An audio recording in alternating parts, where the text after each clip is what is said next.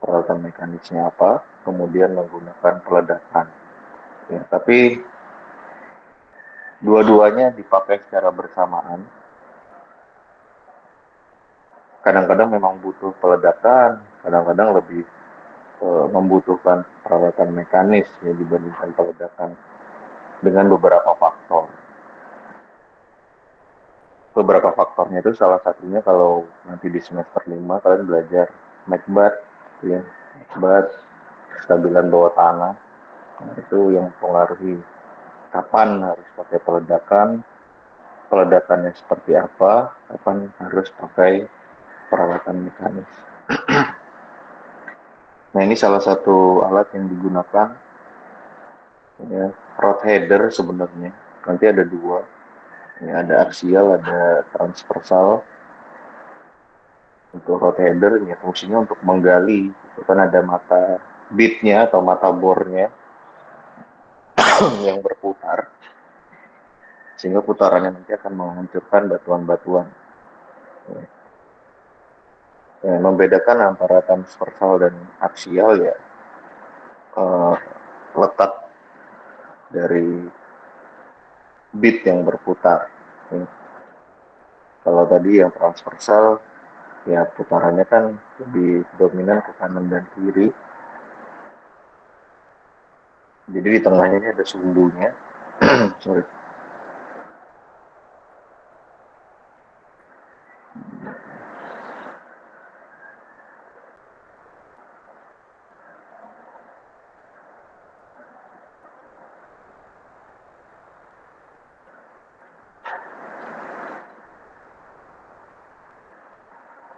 Bisa dilihat ya. Transversal atau aksial tergantung nanti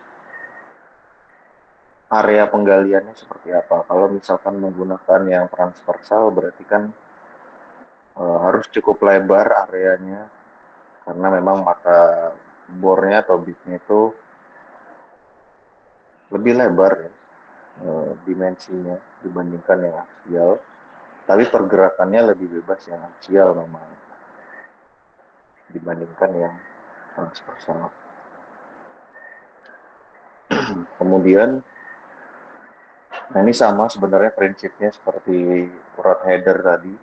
Ya, continuous miner intinya adalah mereka memiliki gigi atau mata bor gitu ya yang berputar. Nah kalau continuous miner ini ya berputarnya secara terus menerus. Nanti alat ini itu akan disambungkan dengan belt conveyor. Ya, jadi nanti misalkan continuous miner sudah menggali, kan ini ada mekanisme cerukan-cerukan ya di bitnya itu. Nah itu akan menampung dari baik itu mineral maupun batu bara, kemudian dialirkan ke konveyor. Atau misalkan kalau caranya masih model lama gitu ya, cara lama, ya dibiarkan dulu jatuh nanti dibantu oleh wheel loader atau LHD gitu ya. Baru dinaikkan ke konveyor. Tapi sekarang itu continuous miner pasti pakai konveyor yang udah nyambung dengan mesinnya. Karena kalau masih ada proses loading lagi ya menggunakan tadi alat tadi, ya berarti dia tidak secara continuous. Ada delay gitu ya dalam proses haulingnya menggunakan conveyor. Nah kemudian ini TBM atau tunnel boring machine yang digunakan juga untuk jalur-jalur kereta. Ini tunnel-tunnel untuk kereta yang di ujungnya kan memang ada mata bor yang berputar. Nah, nanti ujungnya ini juga bisa berputar ya, yang besarnya.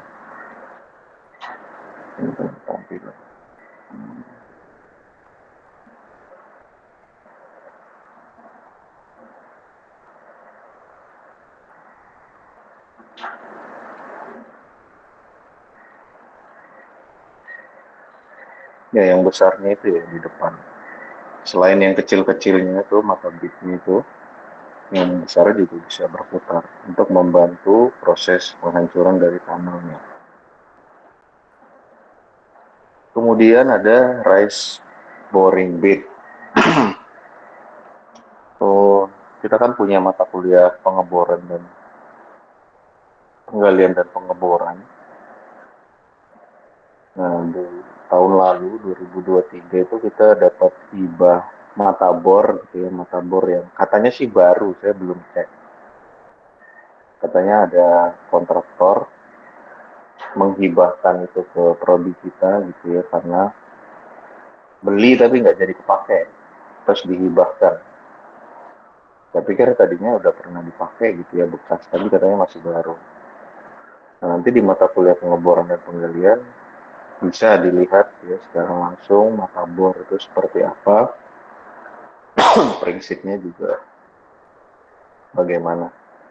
Ya kurang lebih seperti yang kalian lihat di gambar itulah. Ya. Cuma nanti kan bisa dites seberapa keras material dari mata bornya sehingga dia bisa mengalahkan batuan. Ya. Kemudian nih rice boring bit. Nah jadi memang mata bitnya itu ada di atas karena nanti dia menggalinya ditarik ke atas gitu ya, atau didorong ke atas.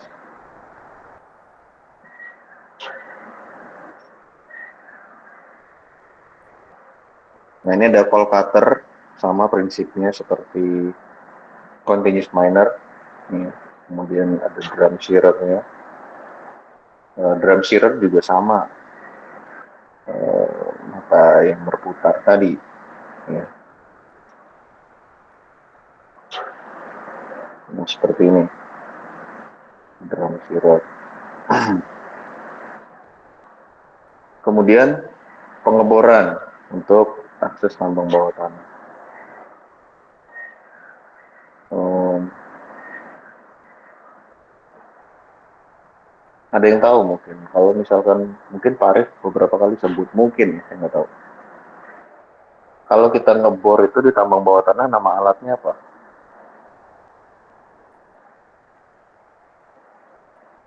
Ada yang tahu?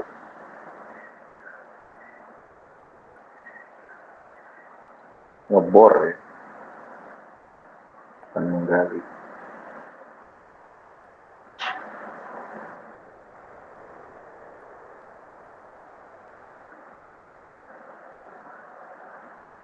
Ya nanti mungkin ada gambar di belakang. Sebenarnya ini ada gambarnya, tapi akan lebih jelas nanti di belakang. Nah ini material penyangga, ini juga udah dibahas di Sispen, akan dibahas lagi di kestabilan bawah tanah. Materinya kurang lebih sama ya. Inilah yang akan dijelaskan nanti oleh dosen pengampunya. Nah, ini ada beberapa sistem pengangkutan sistemnya. Sistem ini kan menentukan alat apa yang digunakan. Pertama, sistem pengangkutan utama atau main haulage system bisa menggunakan sistem hoisting system ya, atau sistem derek atau katrol tadi. Kemudian menggunakan rel, menggunakan lokomotif dan lori, atau lorinya itu ditarik menggunakan hoisting system. Atau memang kalau ada dump truck ya dump truck, atau dia pakai conveyor. Nah itu termasuk ke alat angkutnya untuk tambal bawah tanah. Kemudian ada sistem pengangkutan samping atau yang membantu sebenarnya ya. Bisa membantu, bisa ini untuk jalan-jalan yang jalurnya itu bukan jalur utama, gitu ya. Kenapa? Karena kalau bukan jalur utama biasanya ukurannya tidak besar. Jalur samping itu atau jalur area-area yang di pinggir itu jalannya kecil, lorongnya kecil, sehingga peralatannya juga mungkin nggak bisa pakai rel, ya nggak bisa pakai dump truck, tapi pakai yang lebih kecil. Nah sistemnya bisa menggunakan Orpes, drag scraper, LHD atau lead Holden atau LHD ya, atau belt conveyor. Nah, ini salah satu aplikasi dari uh, peralatan tambang bawah tanah tadi ya. Untuk room and pillar, ada belt conveyor yang terhubung ke continuous miner atau continuous mining machine di situ. Ya. Nah, dia akan secara continuous tuh bergerak ke lori.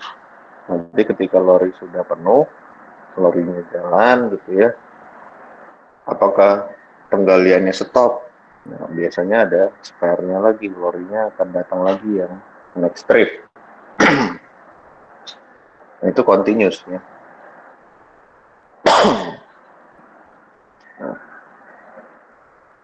Nah, ini ada beberapa gambar. Ini jujur aja bukan saya yang ngambil ya, ini diktat dari ITB. Jadi memang gambarnya diambil oleh dosen kami di ITB. Nah, ini tambang batu bara bawah tanah Sigalut. Ada yang tahu di mana Sigalut? Tambang batu bara bawah tanah.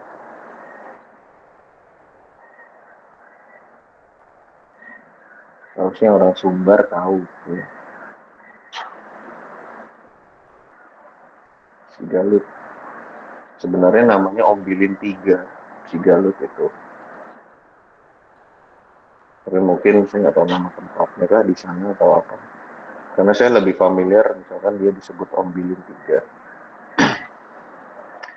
Nah, di sini ada gambar lori gitu ya, ada relnya, kemudian ada ventilasinya, kemudian bentuk dari panelnya. Ya. Saya juga kepikiran kenapa ekskursi ini nggak coba ke Ombilin, coba ke Pongkor. Pongkor udah ya 2020, tapi sebagian. Karena ngelihat tambang bawah tanah itu eh, lebih menarik menurut saya dibandingkan tambang terbuka. Karena tambang terbuka ya begitu-begitu aja ya. Tapi kalau tambang bawah tanah itu sedikit lebih rumit. Banyak hal yang bisa diamati kalau di tambang bawah tanah.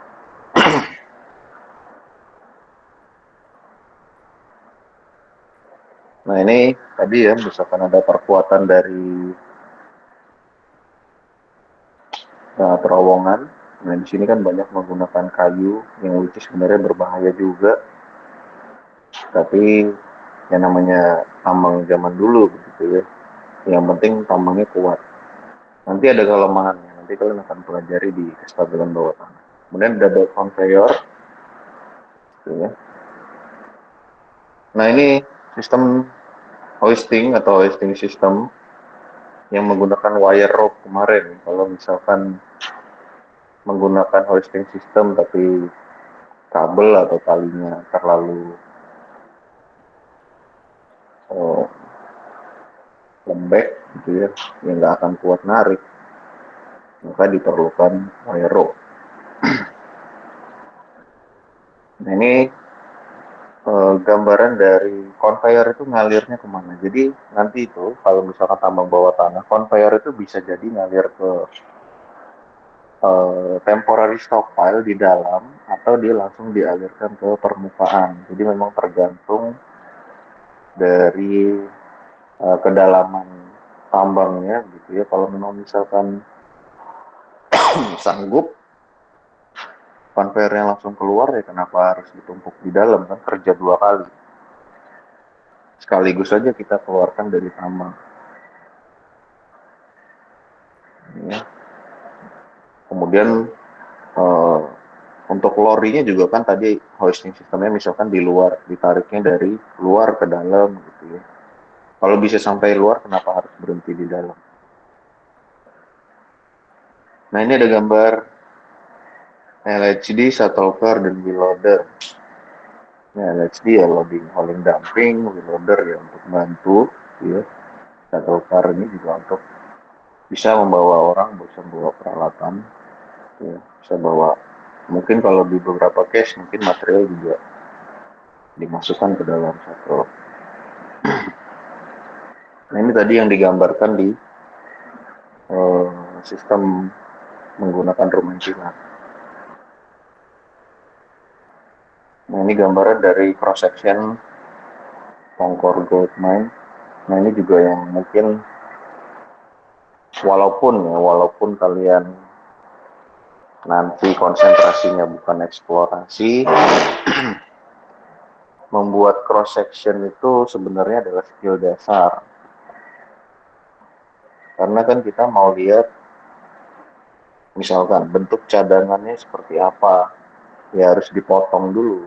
Buat dulu cross sectionnya dari mana, misalkan dari timur, ya, timur ke barat atau barat ke selatan ataupun dari manapun, ya dibelah dulu supaya kelihatan isi dalamnya itu ngarahnya seperti apa, kemana, bentuknya apa, gitu ya.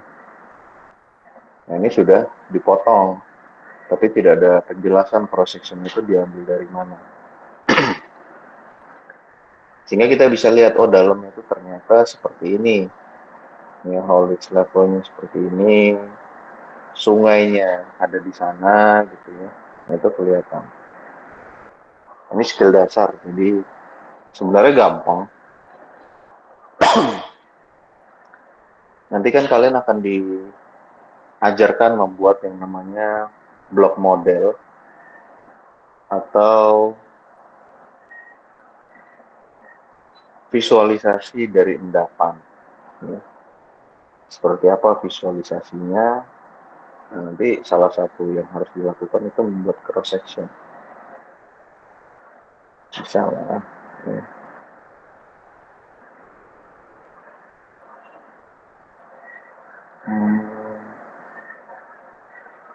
Ini layout 3 dimensi. Nanti di mata kuliah ventilasi tambang ya, itu kan khusus di tambang bawah tanah. Nah ini juga bentuknya nanti 3 dimensi seperti ini. Tapi jalur udaranya, kalau ini kan jalannya ya. Kalau di ventilasi nanti jalur udaranya. Kemudian ini layoutnya juga untuk Curug Mine. Nah, ini adalah siklus produksi yang ada di Pongkor ya, dimulai dari drilling, blasting, supporting. Supporting itu memberikan support ya terhadap terowongan, lombong. Nah itu semua kalau misalkan perlu support ya dilakukan supporting. Kemudian marking. Marking ini sebenarnya mirip, sebenarnya sama dengan loading, ya loading dan marking. Tapi marking ini digunakan di bawah tanah. Kenapa? Karena umumnya digunakan ketika setelah peledakan, yang namanya marking. Kemudian backfilling kalau misalkan dia sistemnya cut and fill gitu ya, kemudian dilakukan transport. Ini siklusnya. Nah, peralatannya kan udah tahu tuh, drilling pakai apa, blasting pakai apa. Nah, ini penentuan alat-alatnya juga diserahkan kepada engineer pertambangan. Ya. Makanya harus tahu, oh untuk blasting pakai apa, bahan peledaknya, ngebornya pakai apa, kapasitas berapa untuk haulingnya, ya itu semua kita yang merencanakan, kita yang mengerti caranya, kita yang tahu untuk melakukannya pakai apa.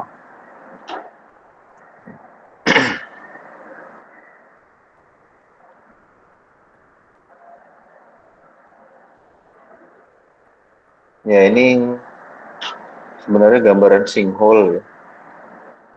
Jadi tambang bawah tanah yang dalamnya itu sudah kosong, tapi karena pembebanan tanah dan misalkan ada struktur ya, misalkan ada gempa dan lain-lain, itu menyebabkan penurunan permukaan tanah yang bahkan kalau di Jepang itu bisa bolong.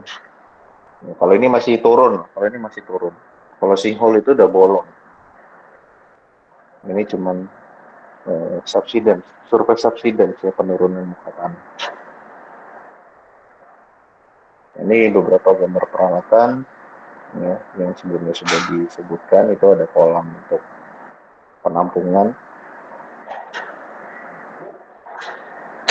Nah ini ya gambar kiri atas itu yang digunakan untuk drilling peledakan itu menggunakan jumbo drill, ya tulisannya jumbo drill.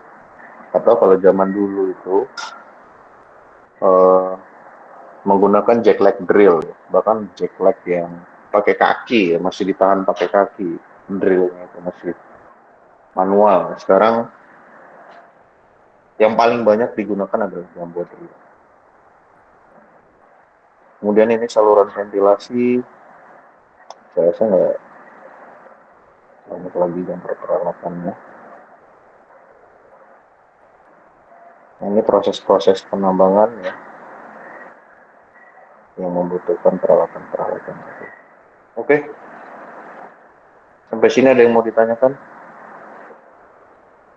Sementara saya ganti slide dulu.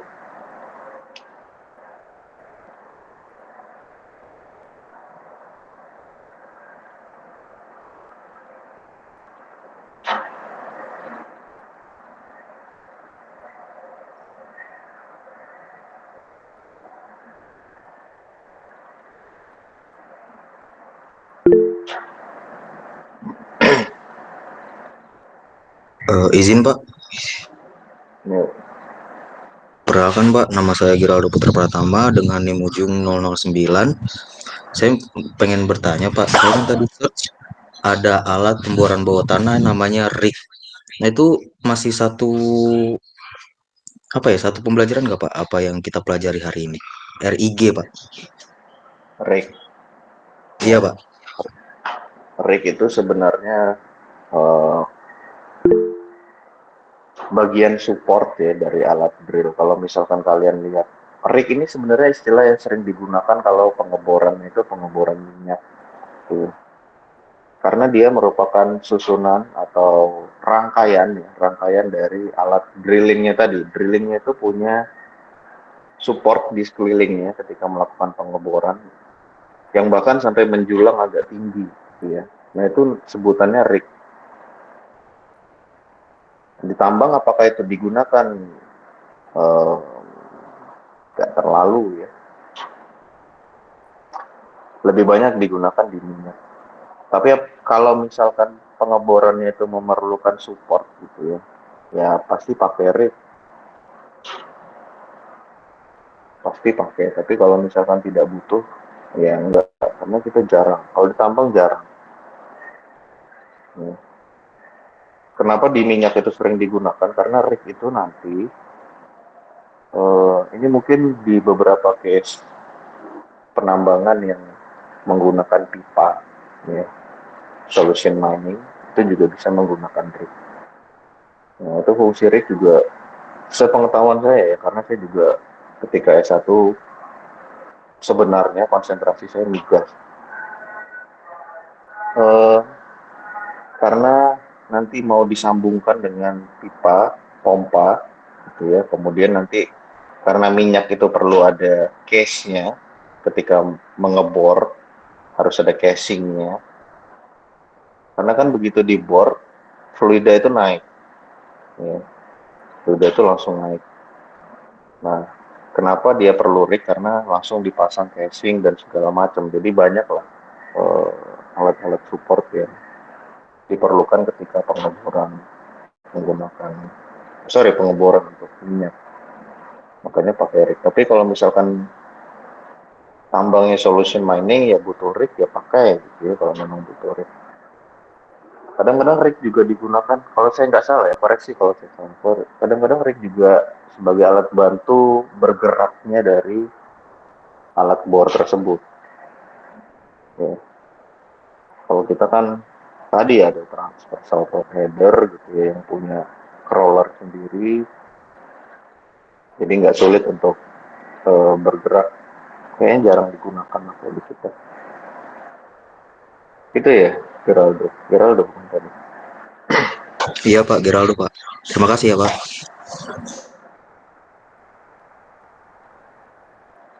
Ya, minyak-minyak lepas pantai gitu ya, itu pakai rig kalau ngebor. Karena memang mereka butuh. Ada lagi?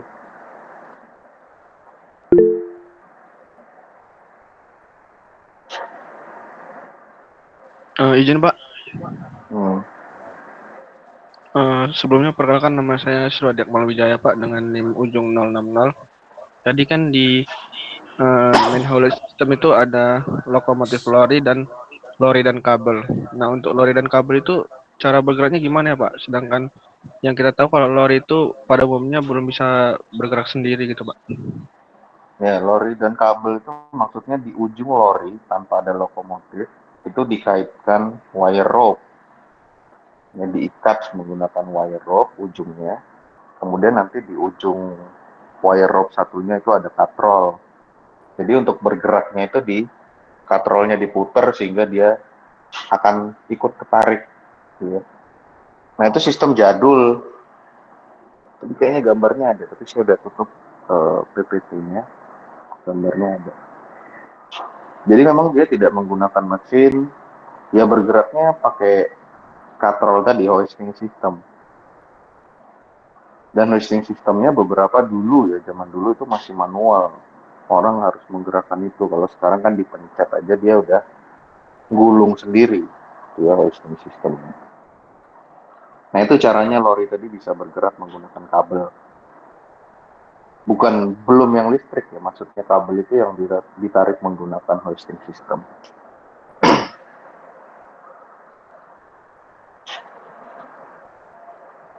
Cukup? Sekali lagi. Cukup Pak.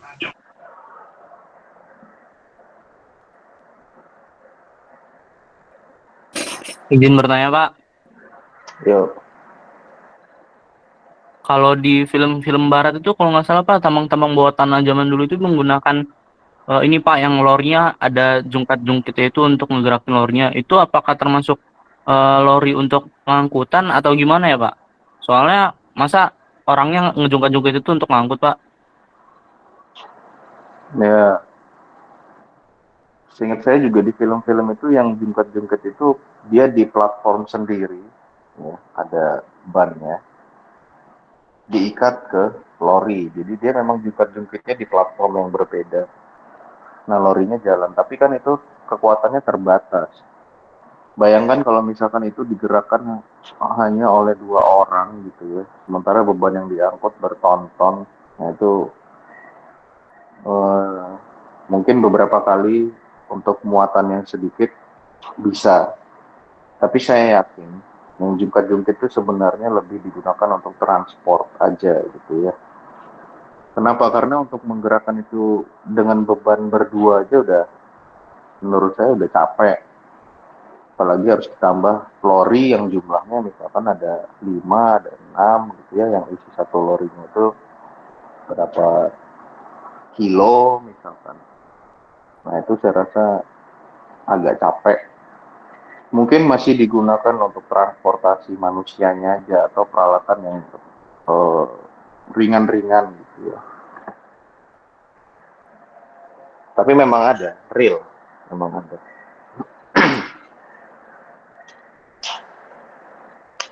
Dan lagi,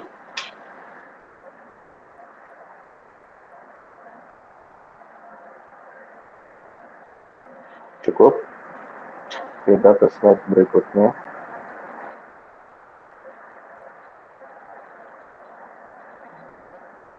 Ya, slide berikutnya teori antrian.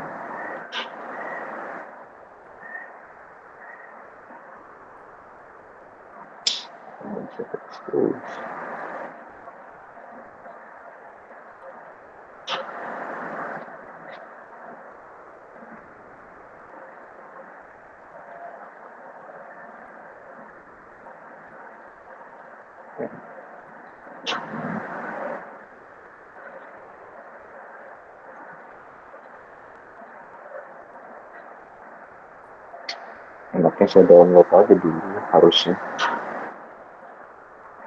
Oke, materi kita berikutnya harusnya ini minggu 14 itu adalah teori antrian. Kenapa kita harus belajar teori antrian?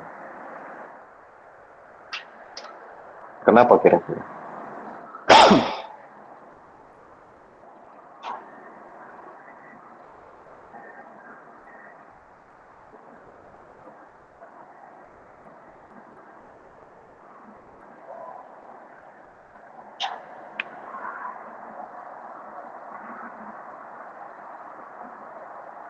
Ada nggak di tambang itu yang mengantri?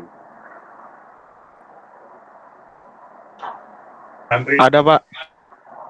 Apa yang mengantri? Alat berat, Eh, Pak. dump truck mau ngantri untuk di loading Pak. Ya, betul ya. Yang mengantri itu biasanya dump truck. Nah, sekarang kan karena kita tidak menginginkan adanya yang mengantri, ya, kita mau tuh produksinya tercapai, produktivitasnya tinggi, CT-nya rendah, nggak ada yang nunggu, nggak ada yang ngantri. Ya. Kemarin salah satu caranya adalah dengan menghitung menggunakan match factor. Nah, tapi itu kan solusi yang mengeluarkan biaya. Let's say gini, misalkan produksinya rendah, karena produktivitasnya rendah. Produktivitasnya rendah karena CT-nya terlalu tinggi, cycle time-nya itu terlalu tinggi. Ternyata setelah dicek ke lapangan, dump truck ini pada ngantri, gitu ya. Ngantri dia. Nah kan salah satu caranya kemarin ditambah dump truck-nya atau ditambah ekskavatornya, gitu ya. Tapi kan itu solusi yang mengeluarkan biaya, itu artinya perusahaan harus beli atau sewa alat tambahan untuk memenuhi match factor tadi, ya kan? Nambah lagi operatornya, nambah lagi gaji operatornya, ya nambah lagi misalkan biaya sewa, biaya owning-nya, sementara penambahannya misalkan tidak terlalu signifikan. Nah, salah satu cara lainnya untuk menanggulangi itu, makanya ketika TA mahasiswa 2019 dan 2020, karena terpaksa ngambil judul produktivitas gitu ya, kan udah nggak boleh. Bukan nggak boleh sih, kalau misalkan ada yang mau bimbing silahkan, tapi kalau nggak ada ganti. Rata-rata solusinya adalah nambah 2 dump truck, nambah 1 dump truck. Ya, coba kalian sampaikan ke perusahaan, Pak, solusinya nambah 2 dump truck. Ya, kalau perusahaannya kaya, mereka terima. Oke, saya beli, besok saya datangkan 2 dump truck. Tapi kan nggak semua begitu. Ya. Ada perusahaan yang maunya, saya punya alatnya segini, gimana caranya? CT-nya kecil, nggak ada yang ngantri. Saya nggak mau beli alat baru. Nah, solusinya adalah menggunakan teori antrian. Jadi pertama, kalian harus tentukan dulu berapa nih jumlah dump truck yang dipunya. Kemudian service facility itu diibaratkan kalau ditambang itu adalah front penggalian, front penambangan. Yang isinya adalah ekskavator yang melakukan gali muat, yaitu service facility-nya. Nah, baru kita simulasikan menggunakan teori antrian. Oh, jumlahnya ada 4. Kalau ekskavatornya 1, berarti dia single, ya. Kalau single, nanti ada cara menghitungnya. 1 dump truck itu butuh misalkan 10 menit, gitu ya, untuk penuh. Nanti kita mulai tuh simulasikan, oh gimana caranya supaya CT-nya rendah, tidak banyak yang mengantri. Kalau bisa jangan nambah alat. Ya, kalau di sini kan di gambar ini dicontohkan, oh kalau single berarti eksanya 1. Ya. Dibuat dia jadi tidak single lagi.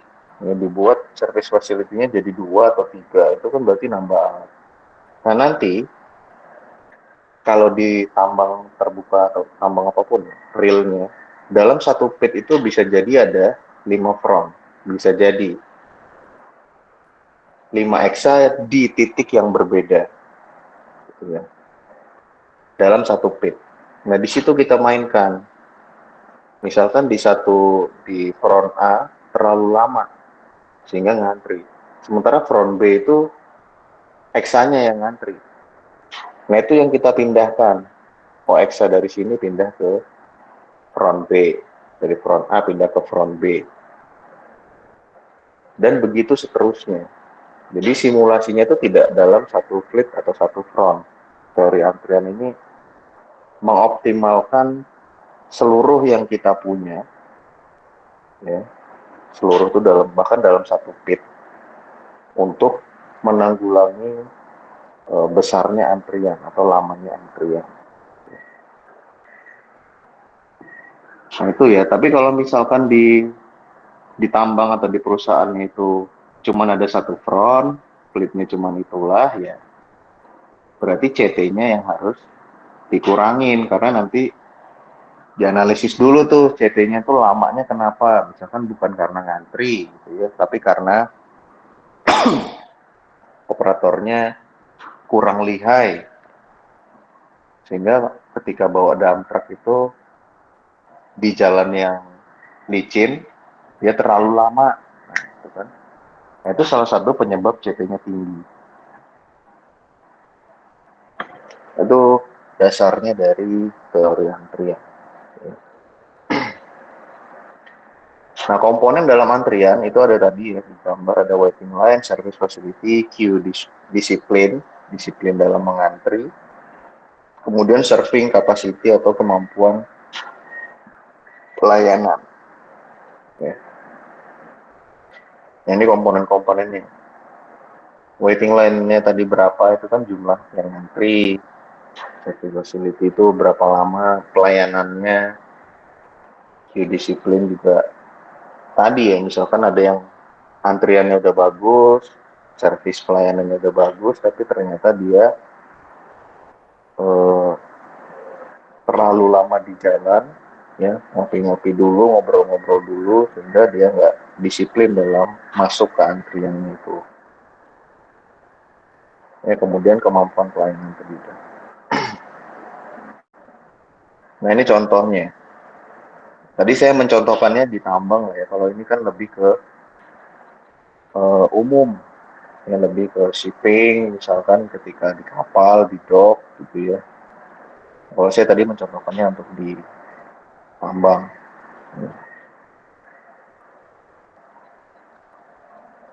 Nah, ini sebenarnya ketika membahas teori antrian itu pasti bicara tentang distribusi. Nah, distribusi apa yang digunakan? Yang digunakan adalah distribusi Poisson. Saya yakin di Andat juga udah diajarin distribusi Poisson. Kalian kan semester 4 kan?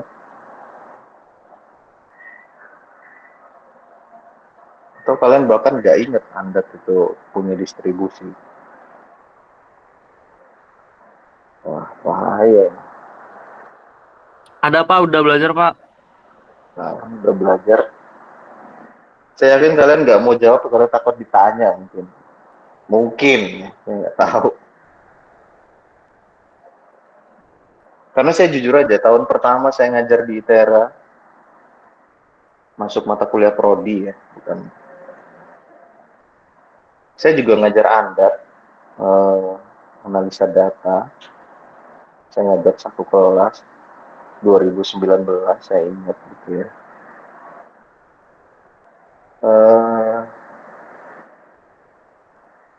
Ya saya bisa bilang outputnya jelek gitu.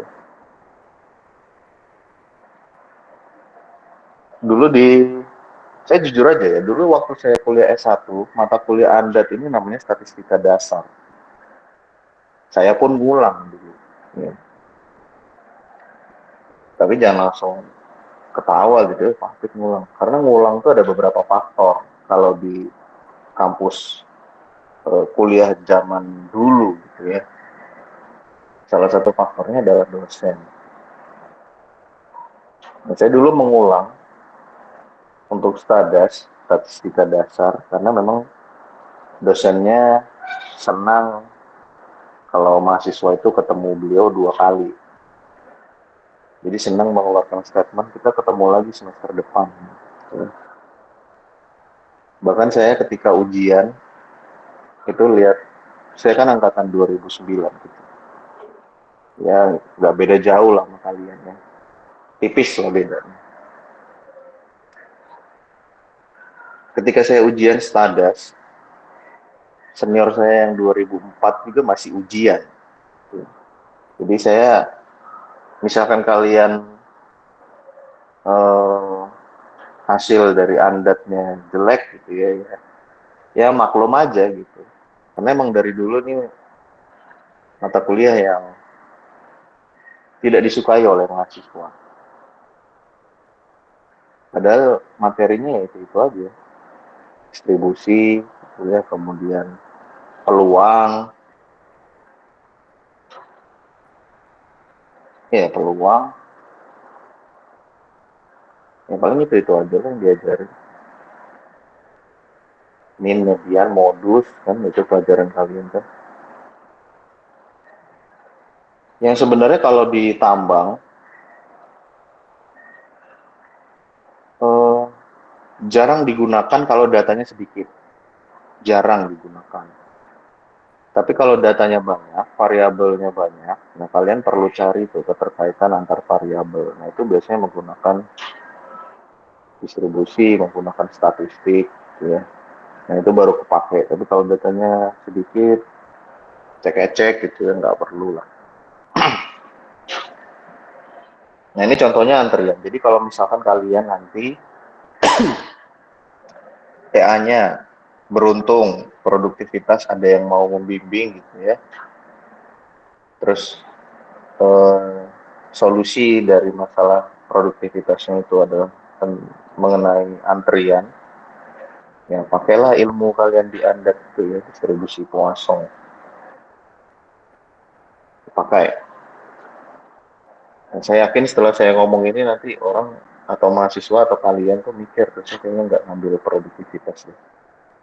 Match faktor nggak boleh.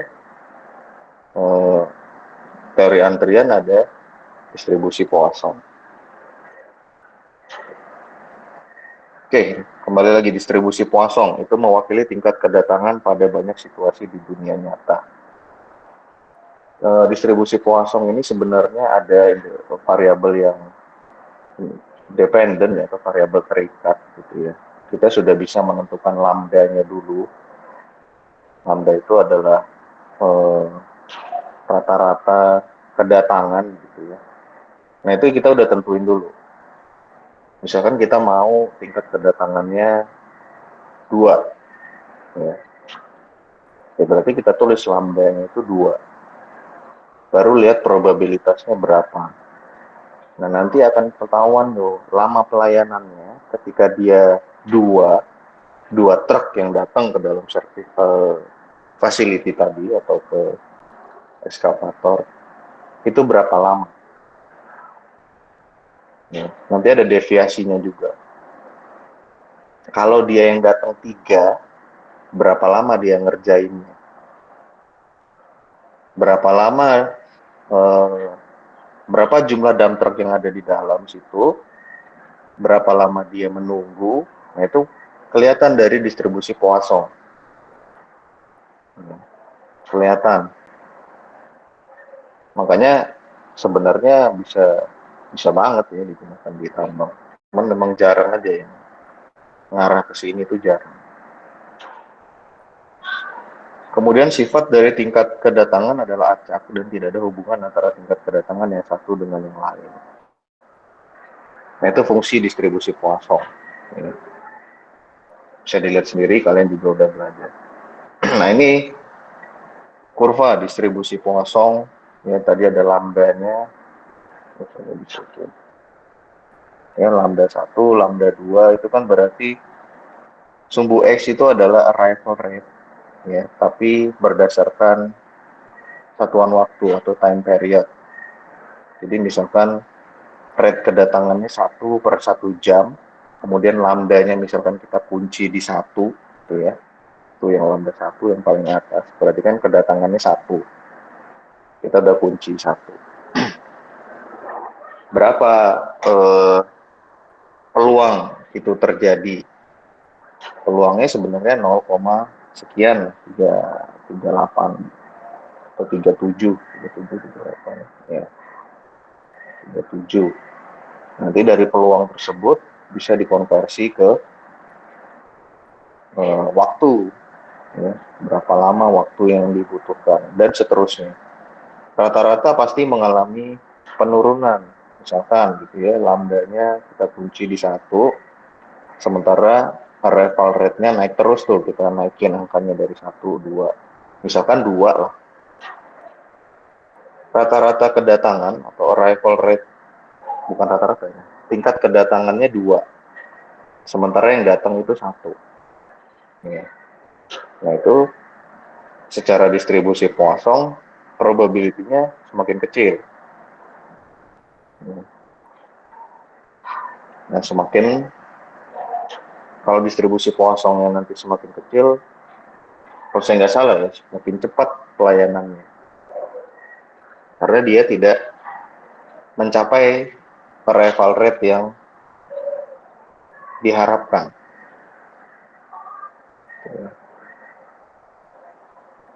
Dikuncinya 1, sementara arrival rate-nya 2 tadi ya. Kita kunci 1. Yang datang 2. Oh berarti lebih lama ya.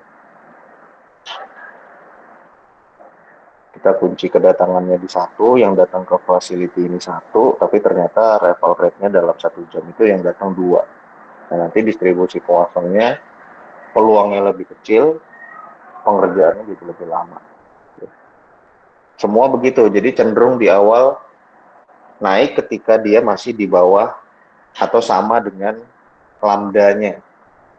Tapi ketika arrival rate atau X-nya itu sudah melebihi lambda, maka probability-nya akan turun, nah, nanti pengerjaannya akan lebih lama.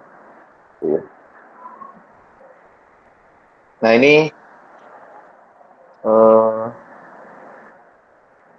rumusnya, penjelasan rumusnya ya.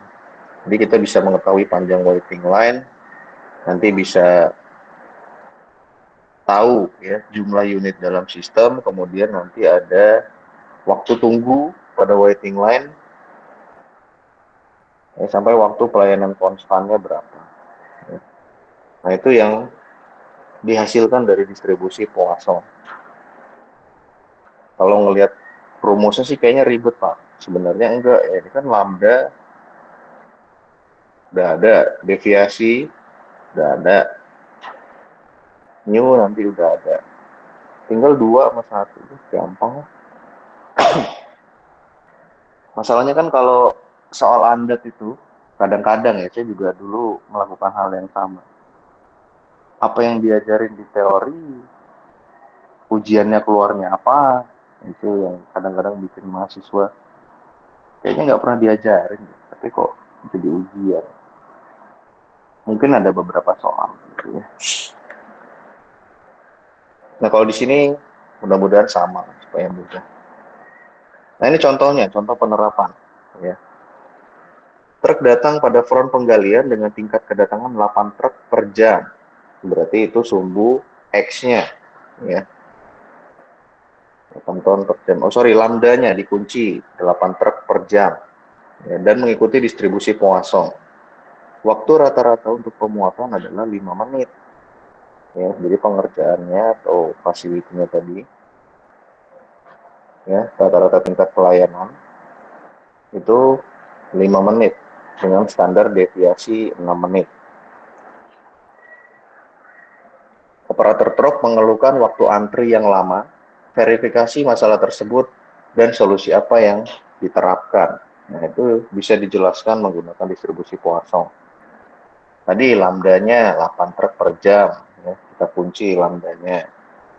Kemudian lama pelayanan atau servisnya tadi 5 menit ya, 5 menit berarti dalam 1 jam itu bisa 12 kali pelayanan. 60 itu dari jam ya, 60 menit dibagi 5 menit berarti kan 12 kali per jam. Kemudian deviasi itu salah, harusnya 6 per 60, 6 menit dari 60 menit berarti 1/10 jam ya. Ya udah tinggal dimasukin aja sesuai rumus tadi, sehingga ketahuan L-nya berapa. L-nya itu tadi adalah panjang perkiraan dari waiting line. Ya. 1,63 truk. Tapi kan nggak mungkin ya truk itu 1,63. Kalau nggak satu ya dua. Nah, biasanya kalau lebih dari setengah itu dihitung dua truk. Ya. Udah nanti lanjut sampai ke waktu tunggunya berapa lama. Nah, waktu tunggu ini bisa diperbaiki. Misalkan kita sudah dapat ya, angkanya adalah 12 menit waktu tunggunya. Ketika di lapangan, kita bisa usahakan supaya waktu tunggunya itu mencapai 12 menit atau bahkan lebih cepat dari 12 menit misalkan. Ya. Nah, itu sebagai dasar dalam melakukan evaluasi. Harusnya ngantrinya tuh lamanya sekian, Pak. Tapi berdasarkan data saya di lapangan, saya catat itu ngantrinya 50 menit. Berarti kan kelamaan tuh ngantrinya. Nah, itu yang diperbaiki. Ya. Nah, itu menggunakan distribusi Poisson. Lalu langkah kedua, tentukan variabel yang dapat dikontrol. Biasanya kan ini ada contohnya tuh peningkatan efisiensi pelayanan, ya bisa ditingkatkan. Udah tinggal nanti melakukan perbaikan. Ya saya bilang sebenarnya sederhana. Kalau kalian bisa tahu yang mana lambdanya, mana deviasinya, mana mu-nya gitu ya. Mudah sih sebenarnya.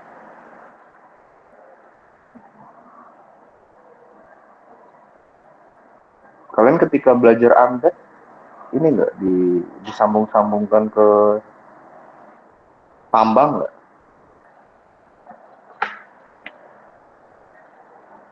Atau contohnya umum aja, perusahaan komputer, bla bla bla bla. Gitu. Umum Pak kalau nggak salah. Umum ya. Mungkin saya nanti kasih masukan lah ke yang ngajar AMDAT gitu ya. Kayaknya contohnya lebih bagus kalau misalkan dari tambang. Jadi kalian lebih relate gitu. Tapi umum juga kalau misalkan sederhana sih harusnya relate lah ya.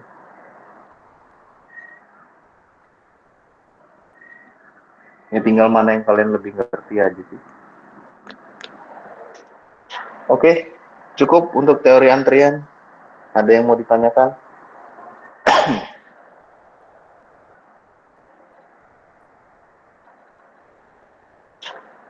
Nggak ada. Aduh, kita udah sejam soalnya.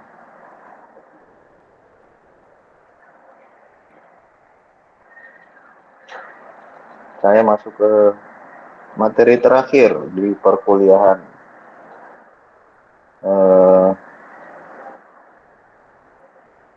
PTPM. Ya.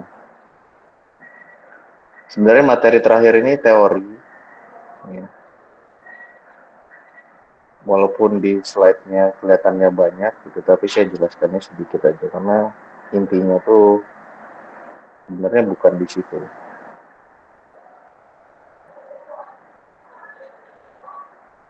Tapi nanti kita lihat contohnya. Ya.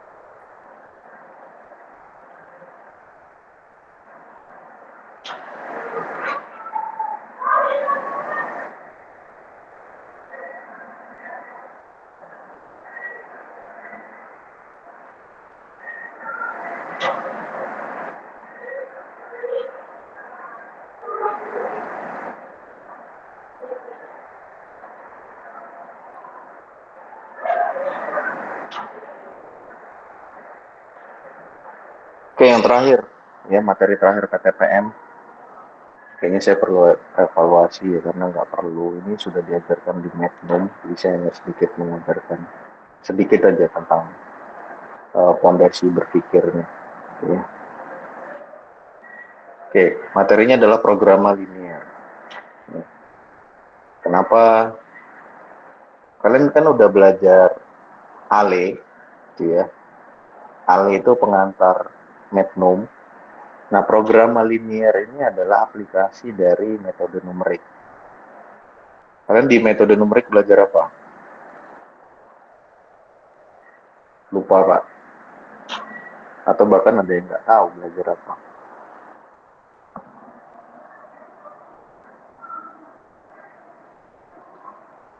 Belajar apa Magnum? Saya nggak bisa jelasin nih kalau saya nggak tahu. Siapa dosennya? Pak Yuda ya?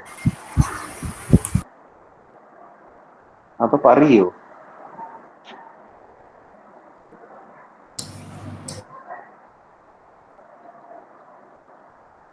Kalian semester ini kan Magnum? Iya, Pak. Iya, Pak. Dari nadanya kayak ini ya, Magnum. Ngapa susah Magnum? Udah mulai susah, Pak. Ya, sebenarnya Magnum tuh belajar aplikasi Ale gitu ya. Nah, program linear ini adalah penerapan aplikasi Magnum di dimanapun sebenarnya, tidak hanya di pertambangan gitu ya. Program linear itu gabungan Magnum, coding dari coding apa ya, software gitu ya, kemudian ada statistiknya juga kalau memang perlu. Nah, semua tuh dirangkum jadi program linear. Sebenarnya program linear ini sederhananya adalah sebuah bisa aplikasi, bisa software ya yang digunakan untuk memecahkan suatu permasalahan. Nah, mungkin kalau di Magnum yang diajarkan Pak Yuda, beliau banyak mengajarkan tentang air gitu ya. Jadi teori tentang air tuh begini, nanti dibuatnya bagaimana gitu ya. Nah, tapi basicnya adalah ada sebuah permasalahan yang kalau dikerjakan secara manual itu sulit. Ya. Sehingga kita perlu software, perlu aplikasi yang membantu itu. Nah, untuk menyusunnya itu ya pakai coding dan segala macam, dibantu dengan rumus-rumus yang ada berdasarkan permasalahan tadi. Misalkan kalau di Magnum kan kalian belajarnya air, saya akan cerita tentang pengolahan. Kalau saya di penelitian saya, ya. Jadi sebenarnya program linear basicnya itu adalah permodelan. Apa itu pemodelan? Pemodelan itu yang memodelkan sesuatu dari sesuatu yang rumit, gitu ya. Kalian punya permasalahan, kalian modelkan dia ke sesuatu yang simple. Jadi kalian ubah bentuknya ke sesuatu yang lebih mudah dimengerti. Nah, itu prosesnya pemodelan. Contohnya, model itu ada banyak sebenarnya, tapi yang sering kita gunakan tuh pertama model matematis, kemudian model grafis, model komputasi, gitu ya. Kalau komputasi kalian tuh memodelkan sesuatu tuh kayak di Excel gitu. Misalkan saya pengen sel ini itu diisi dari 30% dari sel tertentu. Nah, itu sebenarnya proses untuk memodelkan sesuatu gitu. Rumusnya udah ada, karena tinggal input. Kalau permodelan grafis itu contohnya tadi, endapan bahan galian. Kita nanti ketika eksplorasi itu kan pakai misalkan bioelektrik gitu ya, sehingga nanti dapat nilai resistivity, sehingga ketahuan tuh, oh di kedalaman sekian. Ini enaknya pakai gambar kali ya. Bisa.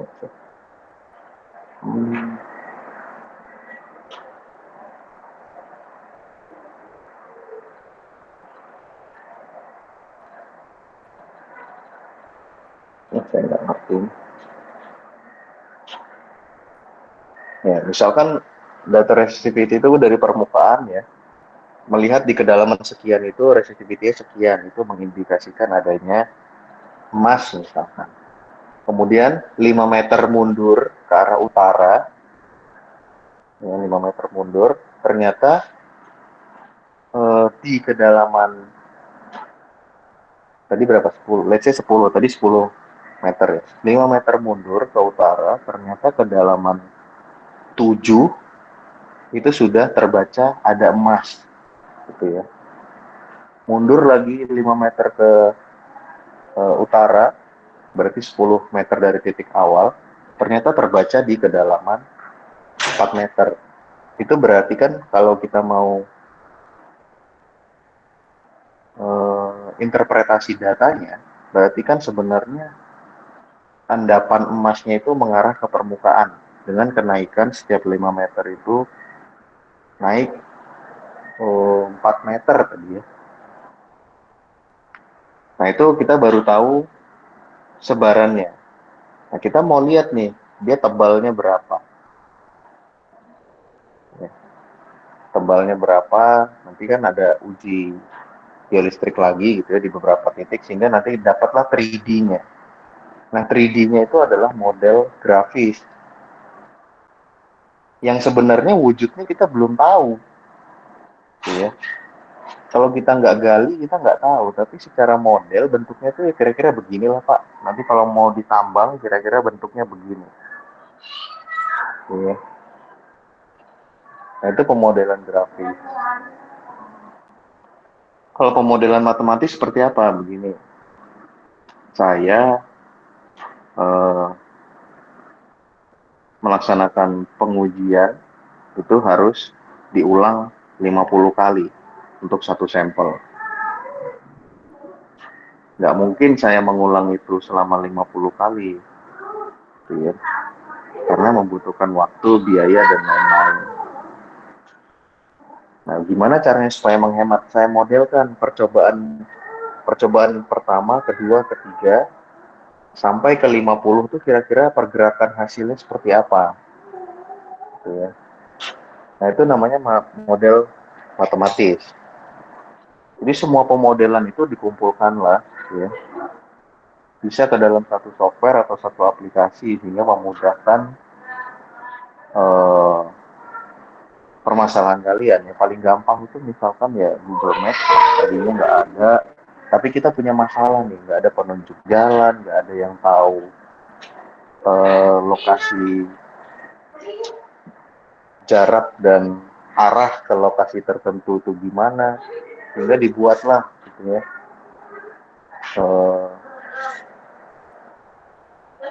sebuah software atau sebuah aplikasi yang bisa menyelesaikan permasalahan itu kan berangkat dari masalah. Jadi kalau misalkan kalian mau menciptakan software, pasti berangkatnya dari masalah dulu. Saya punya masalah apa? Saya mau buat dia bagaimana? Kalau ada rumus, rumusnya apa? Ya, saya perlu bikin kodenya bagaimana?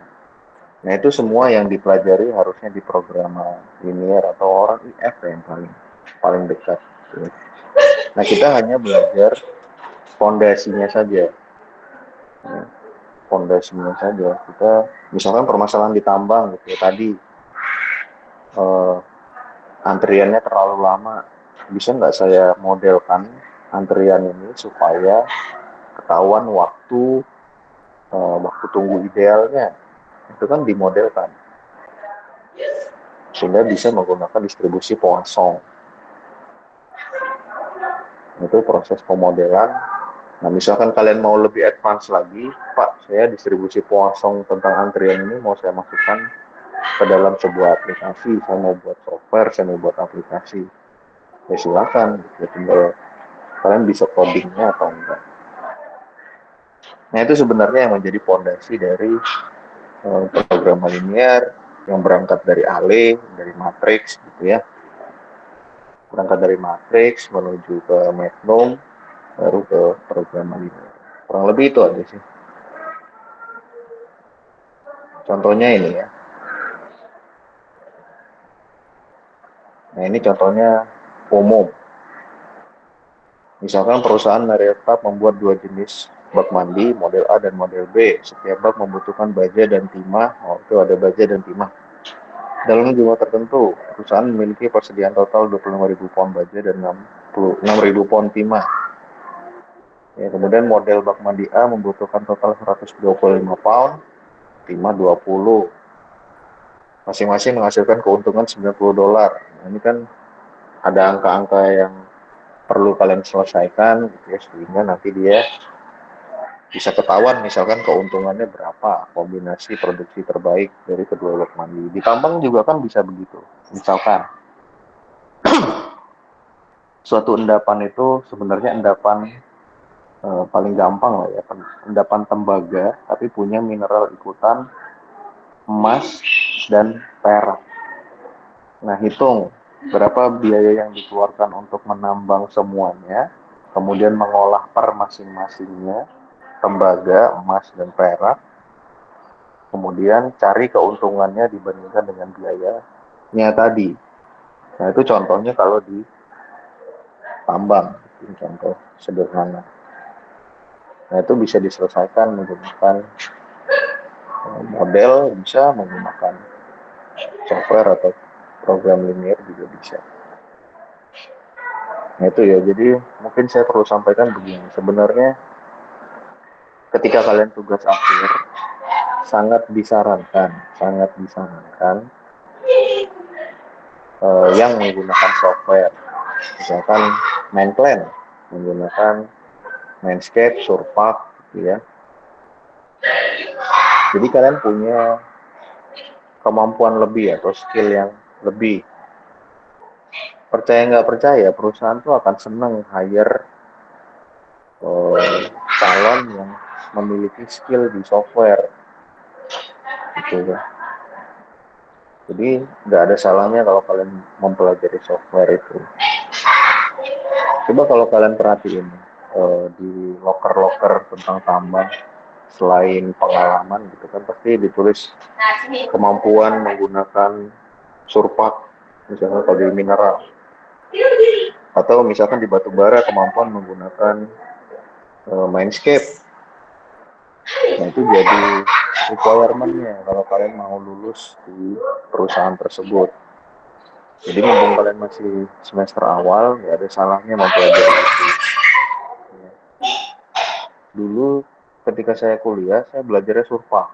Kemudian surpak itu bahkan diterapkan di batu bara gitu ya. Tapi sekarang seiring berjalannya zaman, untuk batu bara itu lebih favorit menggunakan Mindscape. Mau nggak mau saya juga mengulang lagi mempelajari Mindscape. Ya, walaupun saya surpak juga nggak jago-jago amat gitu ya. Tapi secara fondasi saya ngerti. Ini kalau mau buat ini bagaimana, memasukkan blok model, kemudian mendesain kit itu seperti apa, saya masih bisa. Nah kalian harusnya generasi yang lebih muda itu lebih jago hal seperti itu, lebih jago yang sifatnya teknologi. Oke, itu materi terakhir. Ada pertanyaan?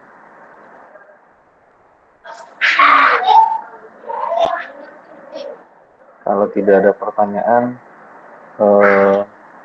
kemarin absen ekskursi saya kasih ke Melan ya. Saya nggak tahu Melannya ada atau enggak. Jangan lupa siapapun yang pegang absen itu dikumpulkan ke saya, ya, Prodi. Ya, gimana Mel? Ada ya? Dikumpulin, terus bentar, saya cek dulu ada nggak orang. Reva itu kelas apa? Di kelas RA, Pak. RA. Selama ini masuk nggak dia kalau kuliah? Gak usah dibantu, maksud saya kalau dia nggak Kalau masuk nggak apa-apa. kalau di Meet saya belum pernah lihat, Pak. Cuman beberapa Selama kali doang pas yang masih awal. perkuliahan Pak Arif pernah masuk, Pernah, Pak. pernah pernah ngasih bukti. Kalau ngasih bukti saya enggak, tapi saya ngelihat di ininya, Pak, ngelihat di anggotanya. Ada ya, Ngelihat di tapi nggak anggota setiap Meet ini, Pak. pertemuan. Iya. Oke. Ya ini bukan saya jelek-jelekin senior kalian, bukan gitu ya. Ini pembelajaran buat kalian. Beliau itu kan sudah mengulang yang kedua kali. Kalau caranya seperti ini kan berarti beliau mau ketemu saya lagi tahun depan. Jujur aja saya adalah dosen walinya. Ya, tapi beliau nggak pernah menghubungi saya terkait itu, nggak pernah ngobrol, nggak pernah apa, pokoknya nggak masuk aja. Nah, 2 kali saya kuliah online, kayaknya nggak pernah ngelihat beliau hadir. Batas saya kan 2 kali tuh. Nah, kalau misalkan ketika kuliah Pak Arif juga nggak pernah nongol, atau ada miss 2 kali, kan berarti harusnya nggak boleh kuliah. Ya, itulah fungsinya kalian mengirimkan bukti ketua kelas tuh. Jadi kalau ketika saya rekap, kebetulan begini, saya ngerekapnya itu di akhir gitu ya. Jadi misalkan kebetulan saya ngerekap, sementara kalian udah ikut UAS, udah ikut UTS, tapi ketika direkap ternyata tidak mencapai yang sudah kita sepakati di kontrak gitu ya, mungkin nilainya nggak keluar gitu. Nah, jadi misalkan kalian merasa beberapa kali nggak hadir tapi ikut ujian, kemudian nilainya nanti di akhir jelek, ya coba introspeksi gitu ya. Jangan-jangan saya berapa kali nggak hadir sehingga harusnya saya tidak boleh ikut ujian. Nah, tolong introspeksi diri masing-masing ya. Kalau kalian senang ketemu saya ya nggak masalah juga, itu tahun depan ketemu lagi di PTPM, saya nggak masalah ya. Kalau memang doyan, kalau enggak ya, makanya saya selalu tiap pertemuan online itu coba buktinya minimal kalian simpan dulu sendiri, nanti kirim ke ketua kelas ya. Nah, ini kemungkinan besar pasti nilainya mereka si Reva tadi nilainya mungkin akan jelek lagi.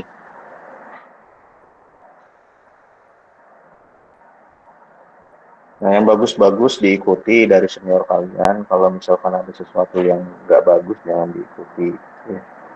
Toh kita kuliahnya udah gampang, online, tinggal hadir, screenshot sekali, muka kelihatan, apa susahnya sih. Toh saya juga nggak pernah mana nih si ini, kecuali si Reva tadi ya. Karena udah, saya bahkan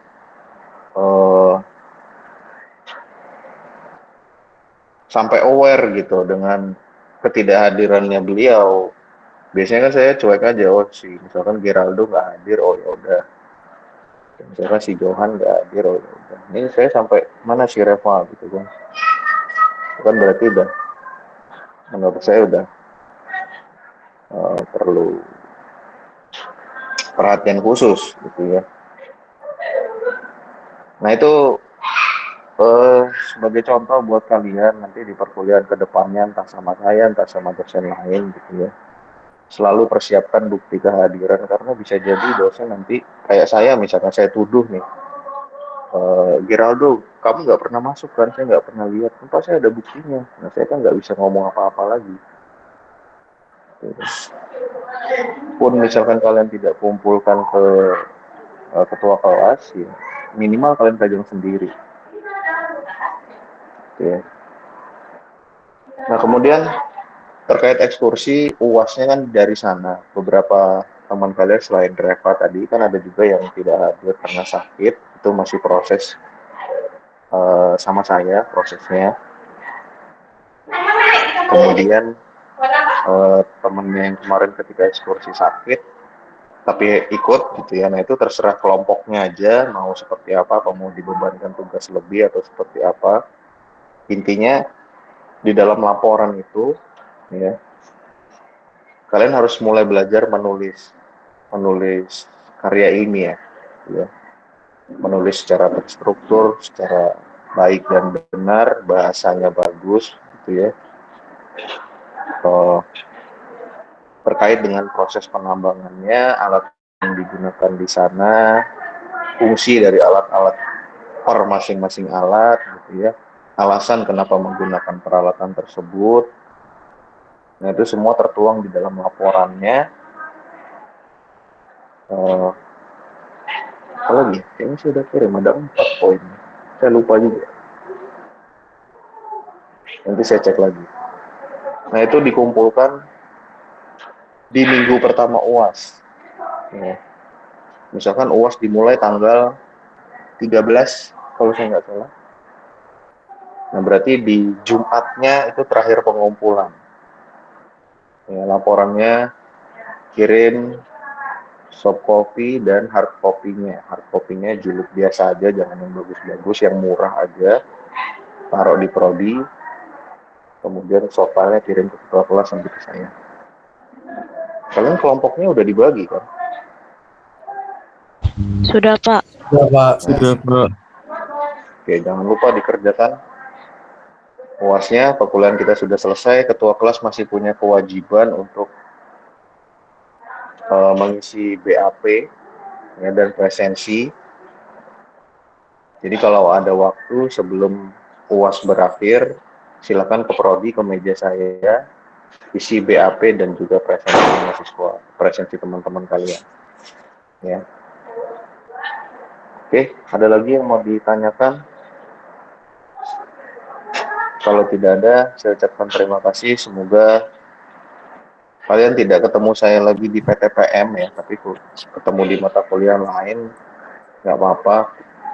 Karena kayaknya sama saya tuh hampir setiap semester, 3, 4, 5, 6, 7. Ya, 7 ketemu saya juga.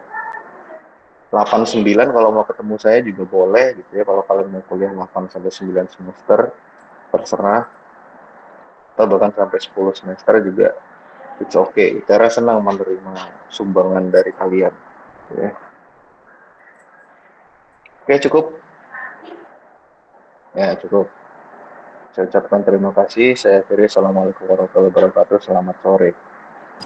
Waalaikumsalam. Waalaikumsalam warahmatullahi wabarakatuh. Selamat sore. Terima kasih, Pak. Terima kasih, Pak. Terima kasih, Pak.